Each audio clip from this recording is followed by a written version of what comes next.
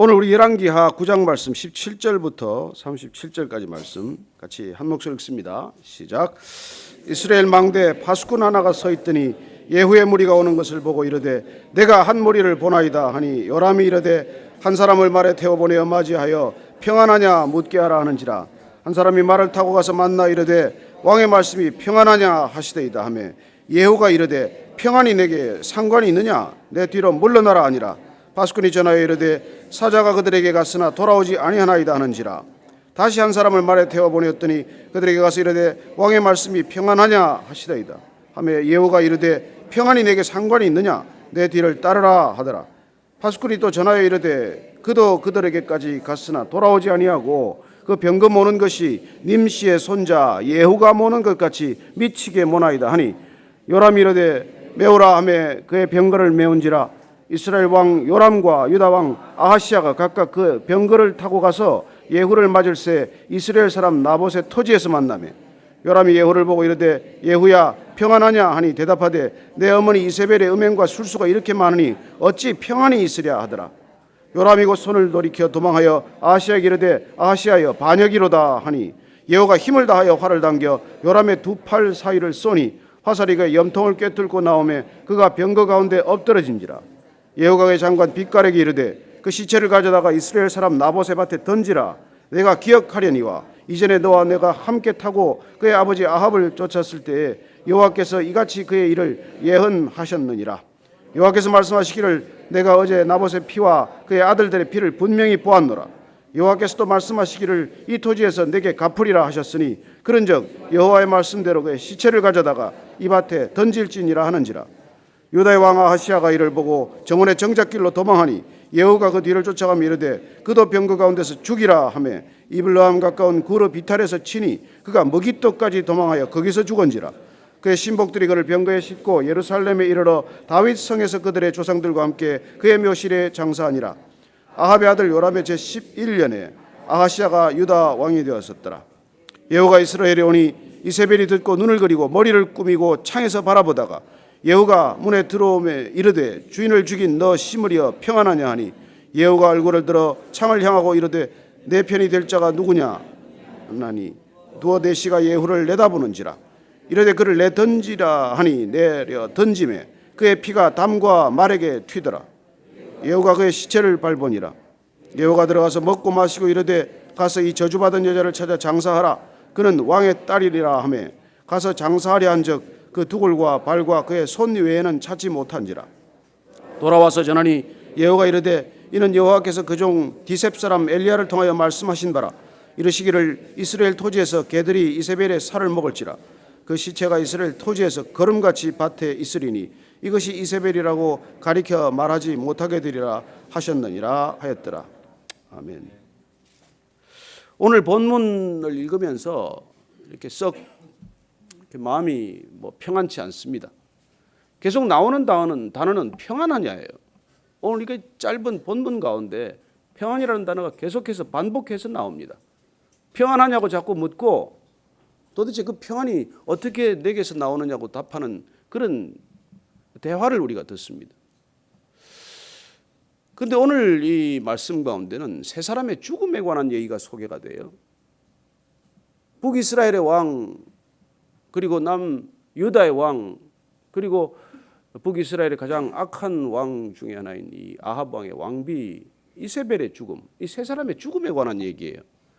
아침부터 이렇게 죽는 얘기를 꼭 들어서 좋을 게 뭐 있겠습니까만은 오늘 본문이 우리에게 말씀하시는 것은 인간이 어떤 죽음을 맞고 있으며 어떤 죽음을 맞아야 하느냐에 관한 그런 말씀을 하시고 싶은 의도를 우리가 읽게 됩니다. 여러분 오늘 두 왕의 죽음과 한 왕비의 죽음은 우리에게 인생의 끝이 어떤 죽음을 맞을 것인가에 대한 우리의 생각이 정리가 되어야 한다는 것이죠. 여러분 일생 동안 왕으로 산다는 게 얼마나 큰 축복입니까? 어떻게 보면 왕의 아들로 태어나서 아버지 왕의 뒤를 잇는다는 것보다 부러운 일이 어디 있겠어요? 또 한 여인이 아버지 왕의 딸로 태어나서 남편 왕과 살다가 아들 왕의 어머니로 그렇게 산다는 게 얼마나 부러운 생애겠습니까? 그게 모든 사람의 꿈 같은 일 아니겠어요? 그러나 오늘 보면은 왕의 죽음도 허망한 죽음이고 또 왕비의 죽음도 일생 동안 그렇게 아름답게 꾸미고 치장했을 터인데 어쩌면 은수저와 금그릇 속에서 살다가 보석으로 온갖 치장을 하다가 그러나 끝내 그 죽음을 맞았을 때 모습은 아름다움과는 너무도 거리가 먼 그렇게 처참하고 비참한 죽음을 맞았다는 그런 얘기죠. 그래서 오늘 우리는 이 세 사람의 각각 죽음을 통해서 정말 인생의 끝에 우리가 다가올 그 죽음을 우리가 어떻게 미리 내다보며 살아야 하는 것인지 그런 생각을 한번 우리 모두가 정리될 수 있게 되기를 바랍니다. 오늘 보면은 이 지금 17절 말씀 한번 더 읽고 시작하죠. 시작. 이스라엘 망대에 파수꾼 하나가 서 있더니 예후의 무리가 오는 것을 보고 이르되 내가 한 무리를 보나이다 하니 요람이 이르되 한 사람을 말에 태워 보내어 맞이하여 평안하냐 묻게 하라 하는지라. 그래요. 북이스라엘의 왕 요람이 전선에 나가 있는 어떻게 보면 최전방에 있는 일선 사령관이죠. 그 예후가 한 무리를 이끌고 돌아오는 것을 보면서 누가 돌아오는지 정확히 몰랐어요. 그래서 가서 도대체 누가 저렇게 황급하게 무리를 끌고 회군하느냐 돌아오느냐 가서 확인하라. 그래서 내보냈더니 그 사람이 돌아오지 않습니다. 왜일까요? 갔더니 예후가 왕께서 평안하냐 평안하십니까 별일 없습니까 무슨 일입니까 이런 뜻이죠. 계속 샬롬이라고 반복되는 이 단어는 너무나 일상적으로 쓰는 생활 용어일 뿐입니다. 꼭 내가 지금 평안하느냐 이 뜻이라기보다는 우리가 흔히 쓰는 일이죠. 만날 때마다 별일 없습니까? 괜찮습니까? 무슨 일입니까? 이렇게 쓸 때마다 어떻게 보면 물어보고 답하는 말이죠. 예, 괜찮습니다. 별일 없습니다. 그런 답을 기대하고 물었던 질문이겠죠.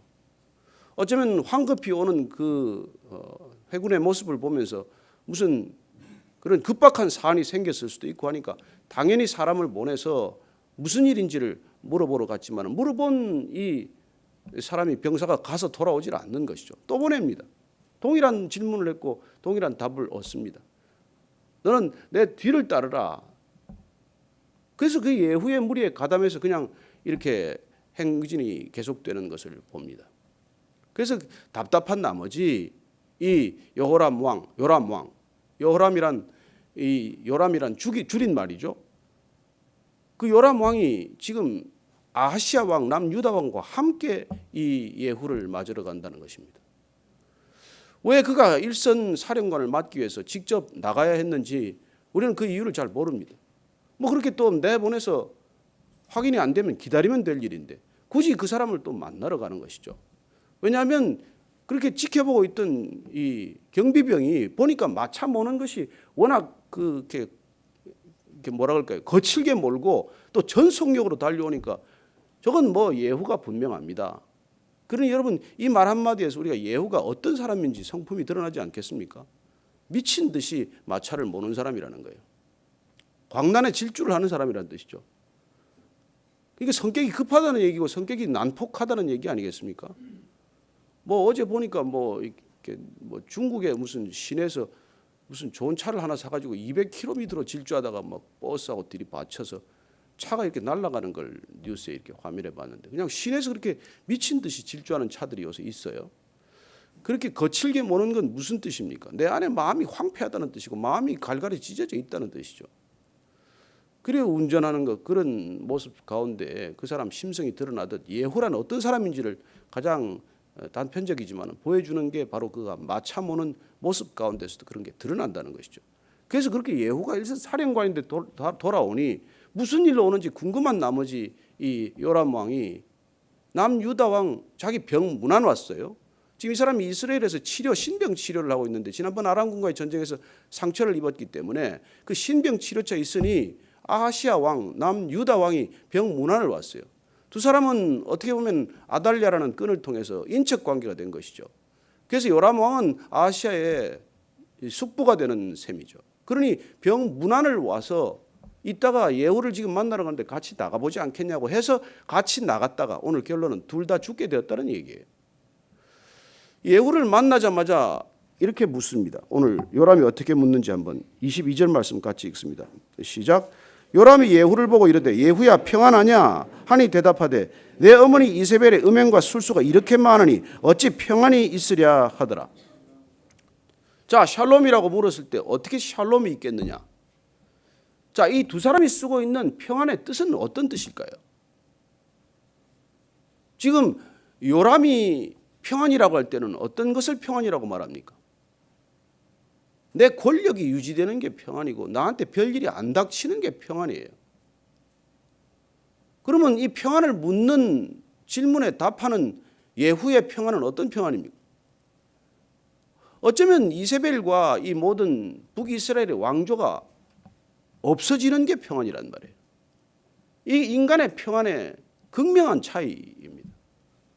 한 사람은 내가 있어서 내가 주장하는 질서가 펼쳐져야 평안이라고 말하고, 어떤 사람은 그렇게 말하는 사람이 사라지고 없어져야 평안하다고 말하는 것이죠. 그래요. 인간이 이 평안의 극단적인 서로의 다른 생각을 놓고 지금까지 그 줄다리기 씨름을 하고 있는 것이죠. 이 한국 땅에도 지금 그 얘기 아닙니까? 내가 있어서 평안치 못하다는 사람과 내가 있어서 평안치 못하다는 사람끼리 끝없이 싸우는 게 일종의 우리가 정쟁이라고 부르는 싸움의 본질이에요. 너 가지고는 안 되겠다는 것이죠. 평안치 않다는 것입니다. 도대체 그런 인간의 극단적인 평안의 긴장, 팽팽한 긴장 속에 진정한 평안이 어디 있겠어요? 그러니 사람들 사는 세상에 진정한 평안이란 기대할 수 없는 것들이에요. 왜 우리가 하나님으로부터 평안이 있다고 하냐? 왜 평안은 하나님께만 있다고 우리가 인정하고 있느냐는 것이죠. 여러분, 사람들 간에 진정한 평안이 있을 수가 없어요. 죄인들 간에는 진정한 평안이 있을 수 없어요.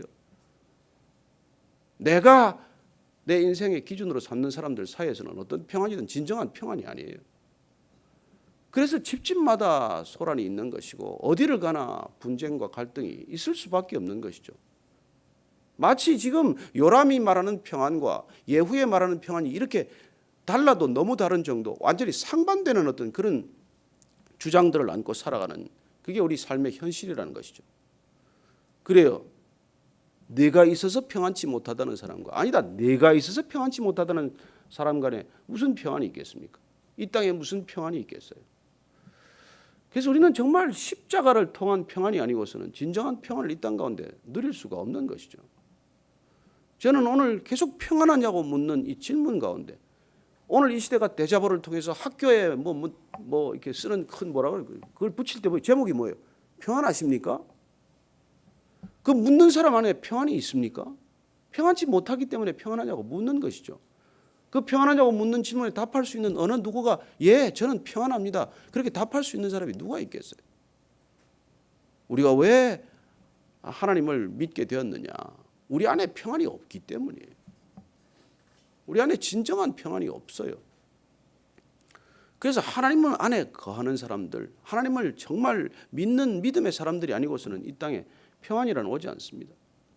예수님께서 팔복의 말씀을 통해서 화평케 하는 자가 되는 이유가 뭐예요? 어떻게 해야 화평케 됩니까? 화평으로 가려면 우선 내 마음이 가난해야 되고, 그리고 내한테 애통하는 마음이 있어야 되고, 그리고 온유해야 하고, 의에 줄이고 목말라야 하고, 내 마음에 긍휼이 넘쳐야 하고, 그래야 화평케 하는 사람, 샬롬을 전할 수 있는 사람, 샬롬을 사는 사람이 되는 것이지, 인간끼리 이런 삶의 관계 속에 무슨 화평이 있습니까? 여러분들이 오늘 하루도 이렇게 예배 자리에서 주님 안에 거하는 샬롬을 마음 가득히 담고 나가시게 되기를 축원합니다. 그래서 그 안에 있는 샬롬이 흘러야 우리가 가는 곳마다 평안의 소식이 전해지는 것이지, 우리 안에 뭐 이렇게 갈등이 안에 내면이 늘 이렇게 힘들어 가지고서는 누구 하나 평안하게 하겠습니까? 그래서 인간이 주님을 만나지 않고 평안하게 살 수 없어요. 주님 안에 거하지 않고 평안하게 살 수 없기 때문에 이 땅의 진정한 평안은 그야말로 꿈 같은 얘기죠. 정말 우리가 예수님을 만난 사람, 정말 우리가 십자가를 통과한 사람이 아니고서는 만나는 곳마다 그래요. 그래서 여러분들이 아침마다 여기 와서 사실 우리가 십자가를 붙드는 까닭은 바울의 고백처럼 내가 날마다 죽어야, 내가 죽어야 거기서 샬롬의 꽃이 피기 시작하는 것이지, 내가 시퍼렇게 눈을 뜨고 있는데 무슨 샬롬이 있겠어요? 우리가 무슨 기도의 제목을 가지고 나오든 간에 첫 번째 우리가 해야 할 일은 내가 그 자리에서 죽어야 한다는 것이죠. 그래야 진정한 샬롬이 시작이 되는 것이죠. 그래야 하나님의 샬롬이 우리 안에 물밀듯 흘러 들어오는 것이지, 내가 또 그냥 시퍼렇게 눈을 뜨고 살아있으면은, 그래요, 그 사람이 사라져야 한다는 샬롬을 늘 샬롬이라고 주장하게 되는 것이죠.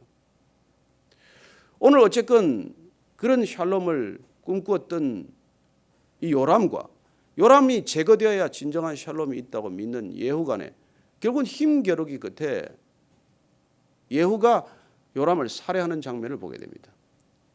평안을 묻는 그에게 화살을 쏘아서 심장을 꿰뚫는, 그런 어떻게 보면 죽음을 안겨다 주는 것이죠. 평안을 기대하고 갔다가 화살에 맞아 죽습니다.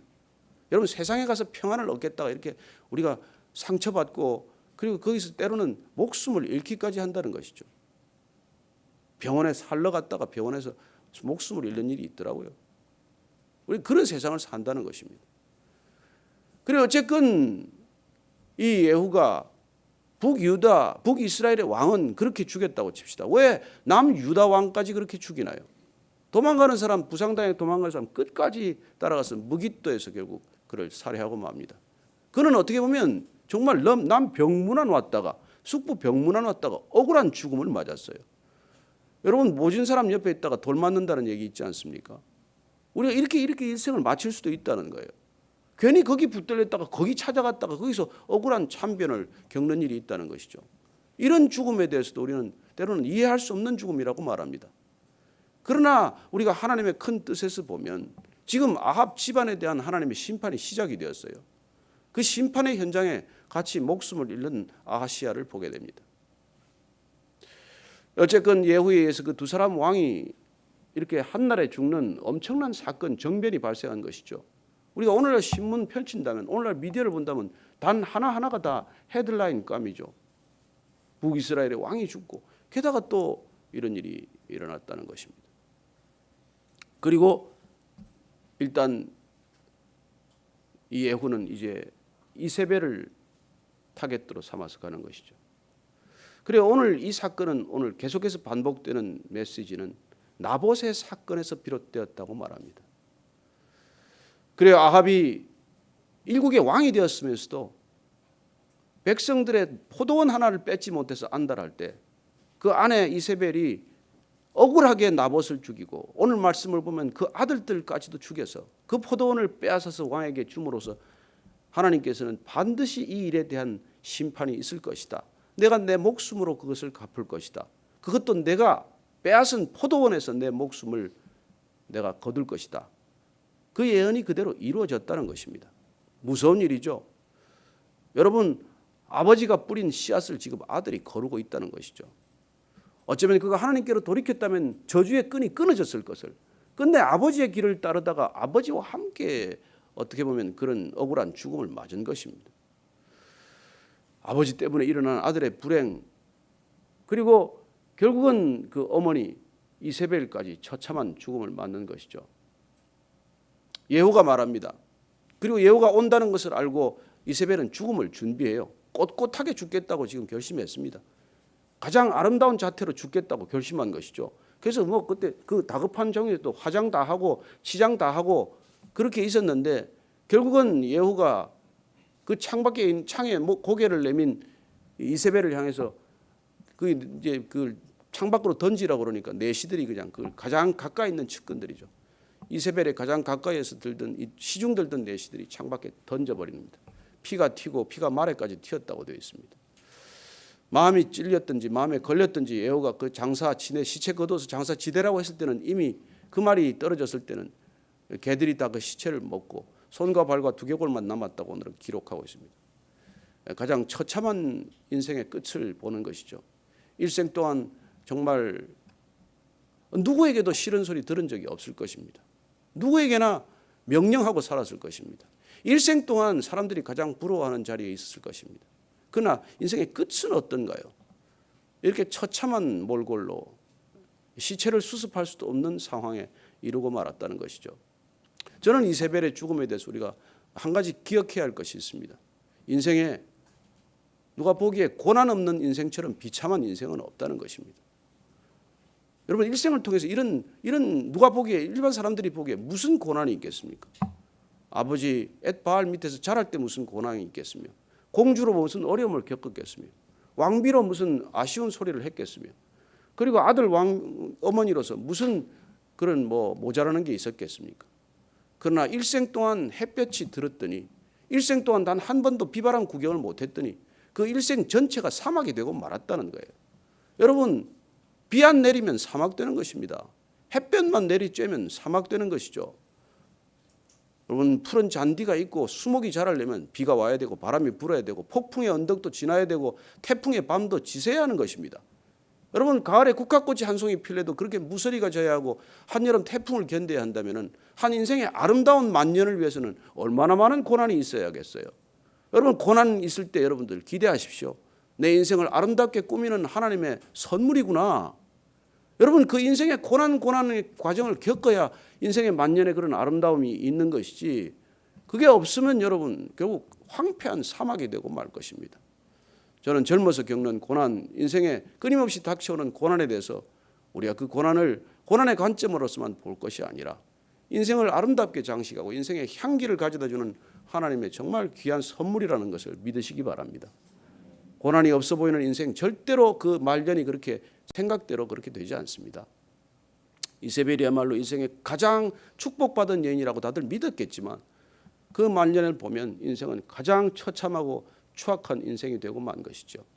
어쩌면 우리가 인생 가운데 겪는 이 고난의 의미를 다 헤아리지 못하지만, 그러나 우리가 한 송이 꽃을 위해서도 그렇게 많은 고난이 필요하다면 우리 인생의 아름다운 열매와 아름다운 삶의 만년을 위해서 얼마나 하나님께서 세심한 배려를 하고 계시겠습니까? 여러분, 병아리 부화하는 게 아까워서 안타까워서 달걀 껍질 까주면 병아리 부화 못하고 죽는 거 알죠?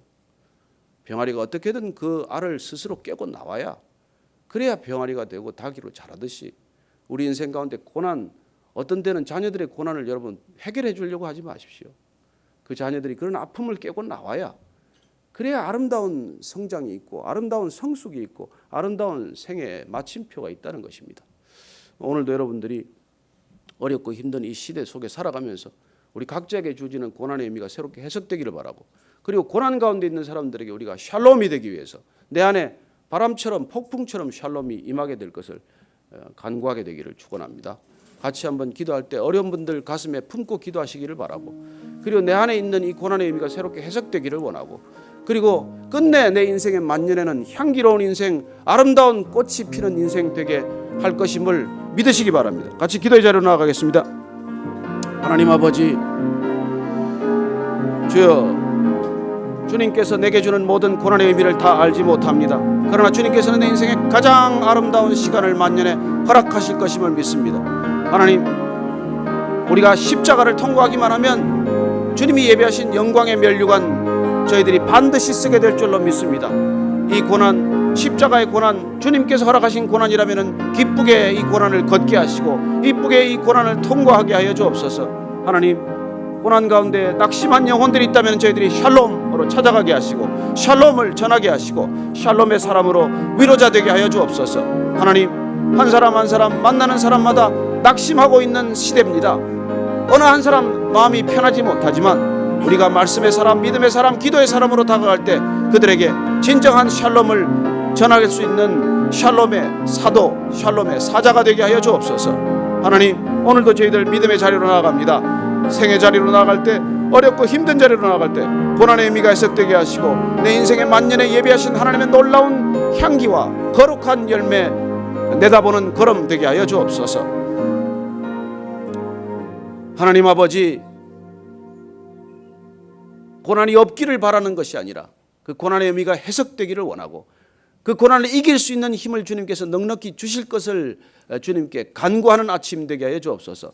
하나님, 우리 주변의 고난의 의미를 알지 못한 채 고난 가운데 낙심하는 영혼들 우리가 찾아갈 때 위로자 되게 하시고 우리 안에 주님께서 넘치도록 부어주신 샬롬, 그 평강을 전하는 화평케 하는 자들 되게 하여 주옵소서. 이제는 십자가에서 그 화평이 되신 우리 구주 예수 그리스도의 은혜와 하나님 아버지의 무한하신 사랑과 성령의 충만케 하심이 안타까운 인생의 마침표를 바라보면서 하나님 주신 일생 가운데 고난이 아름다운 마침을 위해, 아름다운 삶의 열매를 위해 주님께서 주신 놀라운 선물임을 깨닫고, 그리고 그 고난 가운데로 기꺼이 뛰어들기를 결단하는 이 자리에 고개 숙인 모든 믿음의 사람, 성령의 사람들 위해 지금부터 영원까지 함께 하시기를 축원하옵나이다. 아멘.